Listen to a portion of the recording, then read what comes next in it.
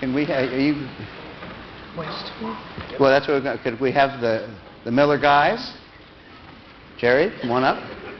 We'll have a few questions before we have our morning break.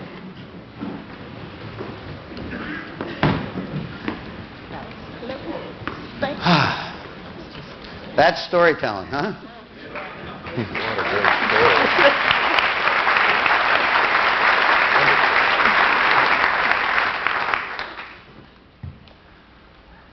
Okay, go ahead. Right in the middle. Kind of a compliment or related. Say who you are, make it short, and then whoever takes the question, repeat it so it's on the CD-ROM. Rob Hummel with QA1. When I came home from TED 5, I had mist under my arm. And my daughters were then 8 and 11 at that time. Never found any interest in Nintendo, any games. They read a lot of books. The only games that they'd interested in, I never realized the connection. This is not a question, it's an endorsement, I think. You should know this. Earthworks, Spelunks, Manhole. So the night I came home from TED, I fired up this. And my eldest daughter, Emily, walks in and she goes, "Oh, what's this?" And for the next 4 weeks, we do it an hour. See, they're not going to hear you in the other room when you do this. It was just such an amazing experience to see my two daughters who had no interest in wham bang shoot 'em up games were totally seduced by this. And the three of us did it together over the next 3 or 4 weeks, and we made it all the way through. It's just so interesting. Okay, his question is, Rob Hubbell's kids like mist. And what is the answer to that question? Yes. Yes. Your answer is yes. Good answer.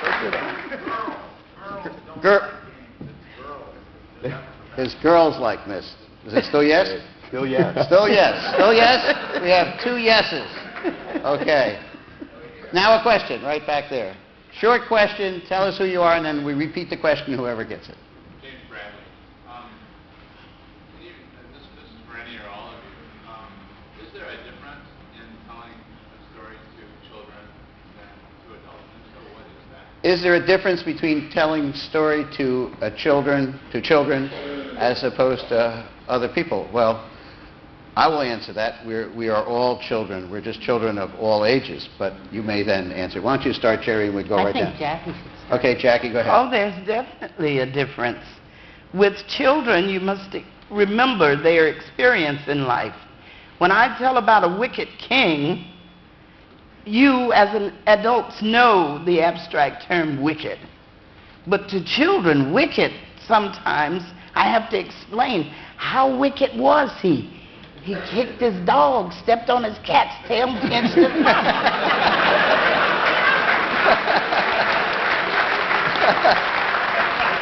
So the stories have more details than with adults, for children. I think that answers everything. Walt Mossberg.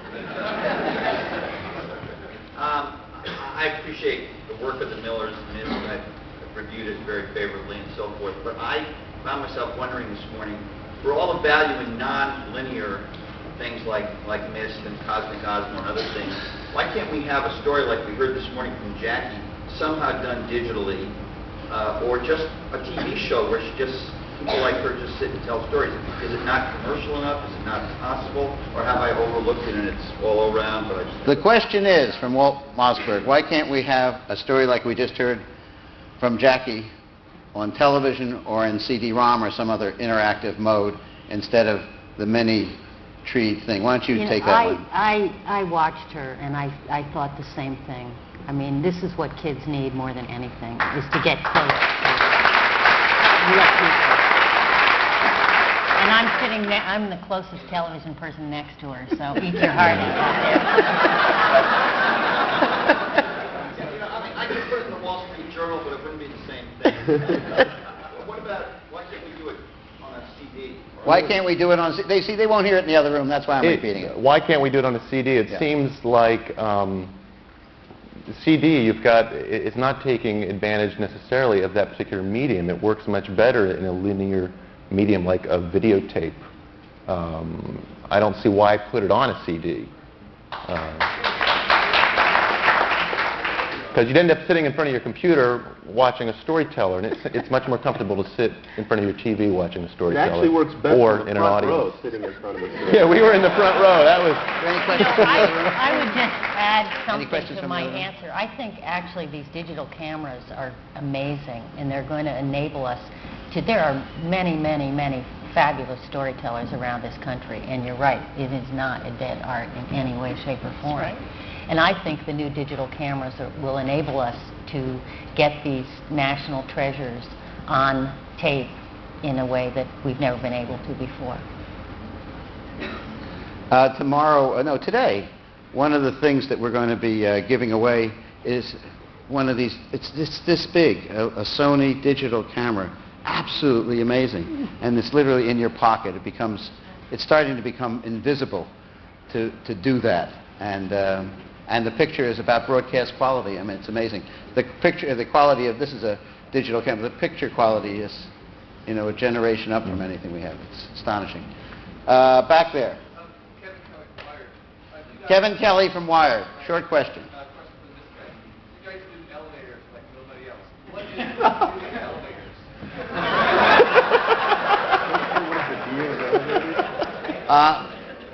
You've got I to don't think see they want to things answer move. that question. Ask the question to yourself, though, would you? We do elevators like nobody else. What is the deal with elevators? It's an interface issue. It's boring to go up steps. It's much more fun to go up that elevator than a ladder or something, right? That's simple. How do you really feel about elevators?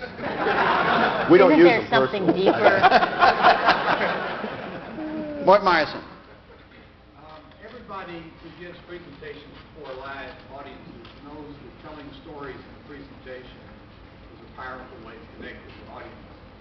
I have no idea why that's true. Do any of you have an idea why a story connects with people more than a speech? Jackie, could you sort of repeat the question and then answer it? Why stories connect easier with an audience?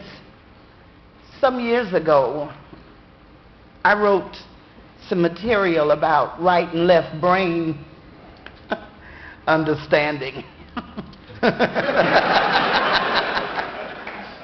With storytelling, it's like music. One side of the brain takes in the message, and the other side puts it out and makes you understand it. It gives you the picture. Not with everything, but with music and storytelling, both sides of the brain are working, and that makes the human being happy.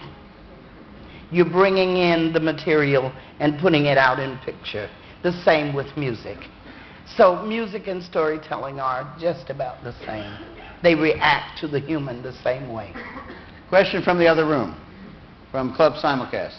Hey, Ricky. Yeah, who is it? It's me, Fred, again, from the simulcast room. Yeah? I'm the last man left standing here, Ricky. It's all over. Right before Jackie started telling her story, the coffee ran out, the multi-grain bars ran out. It started getting really ugly.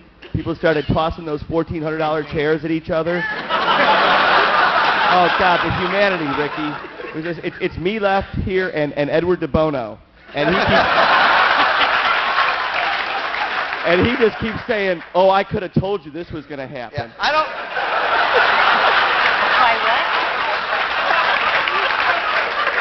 No, see, I don't So, mind when Ricky? people do this to me. They just don't get to come back again.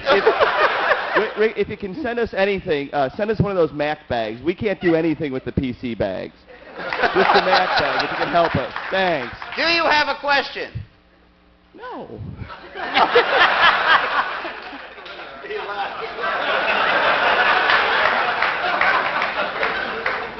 Boy, kids.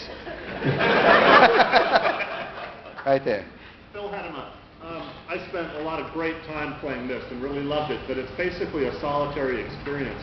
Have you spent any time thinking about, is there such a thing as true group interactive process? I think some of the things I was talking about earlier... Would you repeat the question?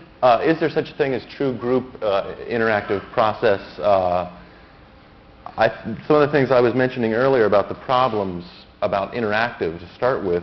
They just multiply when there's a group added.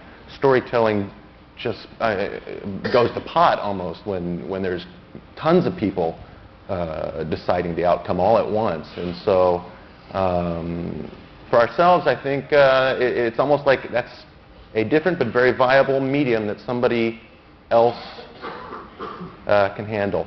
Yeah, our idea of group misplay is around the computer, like a family or a couple. We've had some great letters about people doing that for hours on end. So, but that's about as far as we want to take it at this point. Okay, from this area, a question.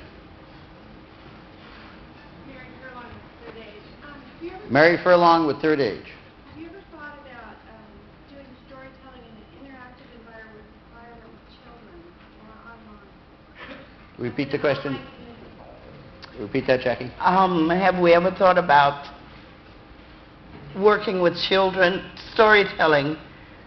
No, But I'm online. just very online. I'm just very committed to audiences. I'm an entertainer storyteller. Like my grandfather, I like to feel human and interact with humans. I haven't thought about it. But if anybody's interested, we'll do it.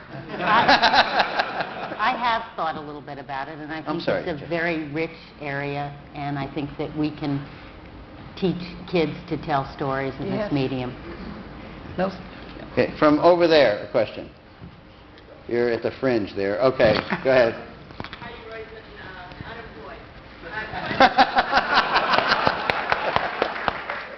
Heidi told me she planned that her last day of work would be the first day of TED. So. As a mother of young daughters, I am most thrilled with their attraction to Disney because it keeps them busy, and very disappointed in the female role model in all of the Disney feature films. I wonder if you're going to have any influence over that, if we might see some better female role models in the future. I think, Could you repeat the question? do I think that I'll have any influence on the feature film division of Disney in terms of better female role models? God, I'm just so worried about television. I haven't really focused on the feature film arena. I think the company, though, is very sensitive to the issue, and I think they'll get there themselves. Rick Smollin. You guys have had incredible success over the last couple of years, really deservedly so. I'm curious if you could tell us some of the stranger opportunities you guys, I know that you've been staying very focused on your next product. You've had all kinds of things like movie deals and things like that you managed to deal with. Could you tell us some of the stranger or funny ones? Repeat the question, too. Rick Small is asking what are the strange deals and offers we've had offered over the past few years due to our success. None. Anybody got any for us? We're looking for some strange stuff. The movie stuff is probably, strange in a way because it's so, it really meant what we said about A Couple of Brothers, and that Hollywood thing is different. And one of the reasons there's not a missed or riven movie is because it's a little bit scary to us. It's not just us kind of doing our thing. It's somebody taking it and big words and schmoozing and something happens to your story sometimes. And a lot of times it can be good, and a lot of times it not necessarily good, but it's scary to give that up. And so it's strange to even touch with that and get involved with that whole aspect of things. It's different for us. That's, not bizarre strange, but it definitely is, answers the question. I have a question. Are you going to stay and watch the presentation about Pissed? Absolutely not. No comment. Thank you so much, everybody, for this morning.